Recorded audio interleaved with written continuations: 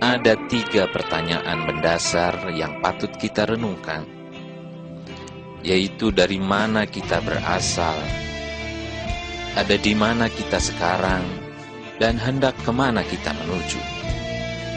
Kita semua memahami bahwa kita ada di dunia ini karena diciptakan oleh Allah. Allah lah yang menciptakan kita dalam bentuk yang paling baik. Kita dikaruniai mata, telinga, hidung, tangan, kaki, dan segalanya agar kita dapat menjalani kehidupan dengan baik. Sungguh, tak terhitung nikmat dan karunia yang Allah berikan kepada kita.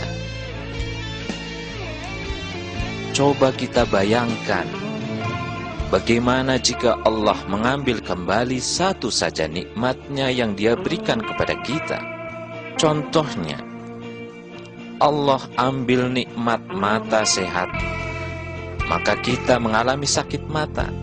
Ternyata sakit mata saja sudah cukup membuat kita susah.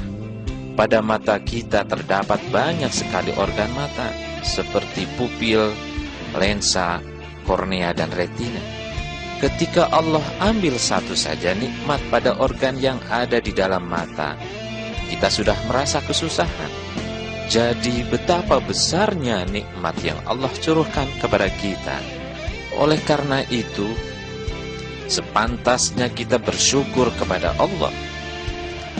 Rasa syukur ini kemudian dibuktikan dengan kecintaan dan ketaatan kepadanya. Ingatlah, tujuan diciptakannya manusia adalah untuk beribadah kepada Allah. Allah berfirman, "Wa ma khalaqtul jinna wal insa illa liya'budun." Tidaklah aku ciptakan jin dan manusia kecuali untuk beribadah kepadaku. Al-Quran Surat Ad-Dariyat ayat 56. Ketika umur janin 120 hari di perut ibunya atau di rahim ibunya, maka akan datanglah malaikat dan akan menulis 4 perkara. Malaikat akan diperintahkan oleh Allah untuk menuliskan 4 hal. Bikatbi rizqihi wa amalihi wa ja'lihi wa syaqiyun aw sa'id. Akan diperintahkan untuk dituliskan pada rahim ibu tersebut terhadap janinnya persoalan ajalnya, rezekinya, amalannya, dan apakah dia akan rugi atau dia akan beruntung. Umur yang Allah Subhanahu wa taala berikan kepada kita terbatas. Karena itu manfaatkanlah umur yang Allah berikan kepada kita. Setelah 9 bulan, ya 4 sama 5, maka manusia akan mengalami namanya hidup alam dunia.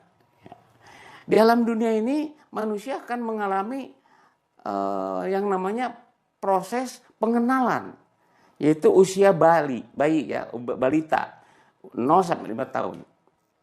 Dan ini pentingnya ya, pendidikan bagi anak. Kalau ini salah dalam pendidikan 0-5 tahun, nah ini ke depannya akan kurang bagus ya.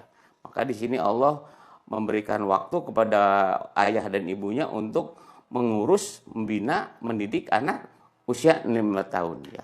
Disebut gold age ya. Kemudian nanti manusia akan mengalami hidup yang namanya alam anak-anak. Anak-anak ini adalah alam latihan ya. Alam artian kalau ini alam serba ingin tahu, kalau ini serba ingin mencoba ya. Mencoba. Dan di sini juga harus ada pengawasan. Kalau kurang pengawasan orang tua, ini bahaya juga nanti ke alam seterusnya ya. Nah, kemudian setelah itu manusia mengalami alam balik. Kenapa? Atau disebut mukalaf ya. Jadi Allah tidak langsung memberi tugas kepada manusia sebelum ada proses ini. Dan ini proses harus normal, dari sini harus normal ya. Kemudian 9 tahun. Nah, pada saat ini manusia sangat menentukan ya. Menentukan apa? Menentukan hidup selanjutnya. Mau ke surga atau neraka gitu ya. Iliyin apa sijin ya, di sini. Nah, berapa lama manusia di alam ini ya? Berapa lama? Wallahu alam, karena hanya Allah yang tahu ya. Hanya Allah yang tahu. Nah, nanti manusia setelah hidup di dunia, maka manusia akan mengalami mati kedua ya. Apa ini maksud mati kedua? Yang disebut mati kedua adalah jasad ini ada di alam ya, di alam bumi ini. Sedangkan rohani dipisahkan sama Allah, maka disebut mati. Nah, pisahan ini beda-beda ya. Ada yang ke langit namanya iliyin. Sedangkan ada yang ke sijin. Nah, siapa orang yang ke iliyin? Adalah orang-orang yang berat kebaikannya, atau dibalik ya, adalah yang ringan dosanya. Jadi rohani mempengaruhi jasmani. Sedangkan orang yang masuk sijin adalah orang-orang yang berat dosanya ya, ringan amalnya, kebaikannya. Karena apa? Hidupnya selama di dunia dia lebih cenderung kepada keinginan hawa nafsu jasadnya. Maka rohani tadi tidak bisa naik ke atas, berat ya. Maka dia masuk ke sijin. Nah, ini disiksa ya oleh Allah di alam sijin ini, disebut alam kubur ya. Nah, berapa lama? Wallahu alam juga ya. Karena Allah yang menentukan ini kapan alam rahim. Mungkin kalau Nabi Adam, sudah ribuan tahun ya. Sedangkan kalau kita ya mungkin kapan waktunya ya. Kemudian manusia nanti akan dihidupkan kembali ya, hidup kedua ya. Ini nanti disatukan lagi dengan ini jasad ini. Kemudian ini juga masuk ke sini jasad. Namanya alam akhirat. Nah, alam akhirat pun itu tidak langsung ke surga neraka ya. Diproses juga oleh Allah Subhanahu wa taala, yaitu mengalami 4 proses ya. 4 proses. Pertama, alam mahsyar. Mahsyar artinya tempat berkumpul. Jadi manusia nanti di alam mahsyar ya, digambarkan di dalam Al-Quran maupun hadis bahwa manusia itu sudah dikumpulkan di alam mahsyar. Dikumpulkan bagaimana? Di baris-baris ya. Jadi ada yang baik, ada yang buruk. Dan menentukan siapa pemimpinnya. Kalau pada masa Nabi Adam, maka orang yang baik, yang taat kepada Allah dan Rasul, ya kepada Nabi, maka dia akan berada dalam jajaran barisan Nabi Adam. Kalau zaman Nabi Adam. Apakah ada yang tidak taat kepada Allah dan Rasulnya pada Nabi Adam? Ada. Di antaranya adalah yang kita tahu adalah Kabil. Ya, Kabil itu menantang ayahnya, ya, dia berontak terhadap ayahnya, maka dia otomatis tidak akan masuk jajaran Nabi Adam. Begitu juga Nabi Idris, Nabi Nuh, ya. Nabi Nuh itu ada yang taat kepada Nabi Nuh, ada yang menolak. Kalau dalam kisah kan lebih banyak yang menolaknya ya. Nah, bagi yang mengikuti ajaran Nabi Nuh, ya, yang taat kepada Allah dan Rasulnya, maka dia jajaran Nabi Nuh. Sedangkan yang menolak dia akan nyingkir dari situ, nggak masuk jajaran, nggak barisan. Ya. Begitu juga para nabi setelahnya ya, Nabi Hud, Nabi Soleh, Nabi Ibrahim dan seterusnya sampai Nabi Muhammad. Ya. Kemudian nanti manusia akan mengalami yang namanya hisab. Jadi orang-orang yang tadi yang jajaran dengan Nabi dan ada yang terpisah dari jajaran Nabi atau para Rasul, maka dia dihisab ya. Yang misalnya yang baik, jadi akan dihitung ya. Karena di sini akan hitungnya secara rinci ya. Wa may ya'mal mithqala dzarratin khairan yarah wa may ya'mal mithqala dzarratin syarran yarah. Di sedikit pun apa? Kebaikannya, termasuk orang yang calon neraka ya. Yang buruk tadi amalnya tadi. Dia akan dihitung juga, ditanya juga itu, dihisab juga, dihitung. Kenapa dia begini, kenapa begitu, kenapa begini. Dan pada saat inilah di sini ada saling menuntut ya. Makanya hati-hati ya, suami istri, bisa aja istri masuk neraka gara-gara suaminya. Atau suaminya masuk neraka gara-gara istrinya, bisa begitu ya. Karena hak dan kewajiban. Nah, di sini hisab ya. Di sini yang ditakuti oleh manusia ya, yang bagi yang beriman kepada hari akhirat. Makanya hati-hati ya, hak dan kewajiban ya. Ini namanya hisab. Inna nahnu sesungguhnya kami, nahnu kami, nuhyil mauta. Kami tuh, kami dewe. Kami menghidupkan al mauta yang mati. Kami menghidupkan yang mati, teh bahwa orang teh bakal hirup deui gitu. Dasar di dunia masalah hirup sebenarnya. Namun disebutin Al-Quran mah ya hanya perjalanan hidup menuju hidup. Yang hidup sesungguhnya di mana? Nanti hidup kedua. Manusia kan hidup 2 kali, mati 2 kali Bu ya. Mati 2 kali, hidup 2 kali. Coba hitung. Nuka hiji mana? Mati dulu kan? Mati pertama apa? Manusia itu mati, hidup, mati, hidup. Anu disebut mati tebu misahna rohani jeung jasmani. Terus teh? Rohani jasmani itu mati namanya. Lamun cek istilah. Nah, yang mati pertama apa misalnya? Sebelum ditiupkan kapan? Nah, jasa atau saya tasan? Atau sabar sasi. 4 sasi. Jadi 4 sasi teh manusia teh masih mati. Karena tercen di rohan gitu punya. Jadi orang teh mati heula saudara mah. Ya. Engke tos 4 sasi, tos lengkap aya hidungna, aya telingana, aya segala-gala baru dilebetkeun. Hartos teh Bu ulah waka dipasian sesuatu lamun teh can lengkap gitu.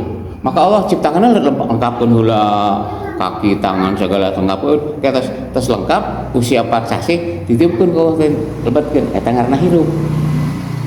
Ngerti teh? Jadi manusia pertama mati dulu. Berapa bulan mati? 4. Nah, bagus. Bukan 8 sasi. Ya, malah di perut. Di perut aya hirup. Namanya hirup alam rahim. Inna nahnu nuhyil mauta.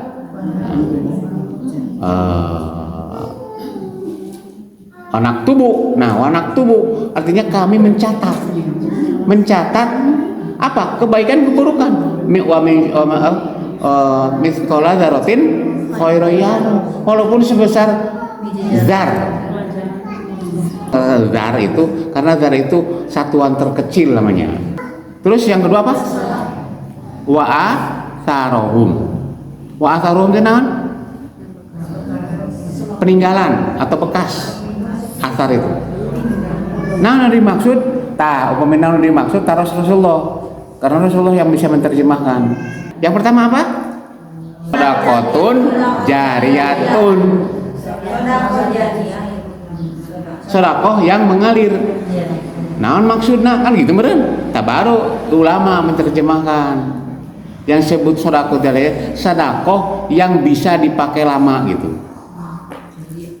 Teh urang tos teu aya masih gitu. Berarti kan amal anu mengalir terus gitu. Walaupun orang pupus masih mengalir terus. Eta namanya sedekatun jariyatun.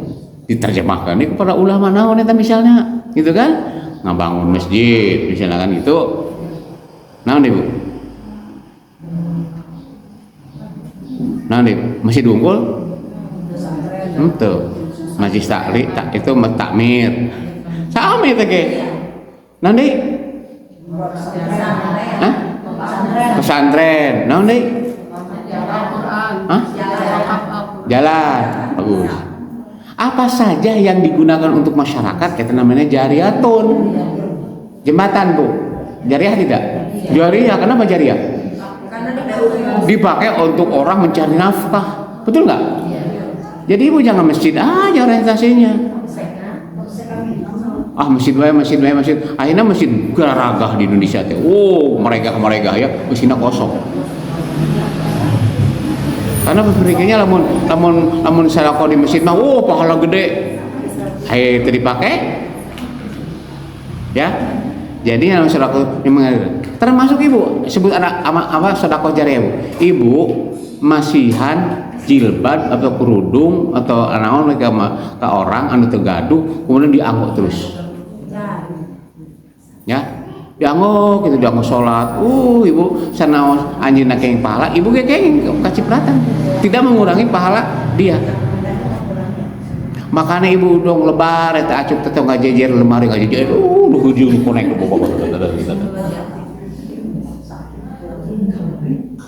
ingat tanu sanes. Nya, da eta teh Bu, teh acup teh ditaros ka Allah teh. Cenah abdi ngagantung we 2 tahun di dieu dipake naon. Yang kedua adalah ilmu yang bermanfaat. Ilmu yang bermanfaat apa? Apa guru ngaji? Bukan hanya guru ngaji maksudnya. Tapi apa saja? Masak bisa masak. Nah, ayah tatanggi itu bisa nyambel, pagahan ku ibu nyambel tak yuk, ngaran ini sambal goang. Ini ngaranna sambal goang, ini namanya sambal naon. Hah? Lotek. Bu, itu jangan dikira ibu, jangan dianggap itu tidak bermanfaat. Pun ketiga, waladun solid. Eta dianggap gampang tapi abot eta teh Bu. Untuk punya anak soleh teh. Bu ya. Berat, apalagi zaman sekarang Bu. Aduh. Kita dididik di sini ada YouTube, ada ini, ada TV. Wah, berat Bu, berat. Makanya kita harus super. Dengan cara apa? Doa. Ulah hilap doa Bu. Sebab mau di gitu-gitu mau ibu udah kayak lawan main wae gitu dia udah tadi bentak kan suka main apa tuh game tuh ya itu tuh kadang-kadang ngeganggu belajar itu teh di malahan ku abi dalain gimana nanti mana hobi mana ya Bu ya tapi abi nyarudeng ke Allah nyarahkeun ya Allah saya serahkan anak saya kepadamu itu aja Bu karena tanpa itu Bu berat akhirnya pendidikan. Padahal itu jadi nanti bakal jadi asar Bu ya. Jadi apa? Asar, jadi bekas peninggalan kita. Kan jangankan di dunia, jangan di akhirat, di dunia juga kan. Itu anak soleh, putra saha itu teh. Tuh kan gitu. Alhamdulillah. Sakitu punten. Wabillahi taufiq wal hidayah. Assalamualaikum warahmatullahi wabarakatuh.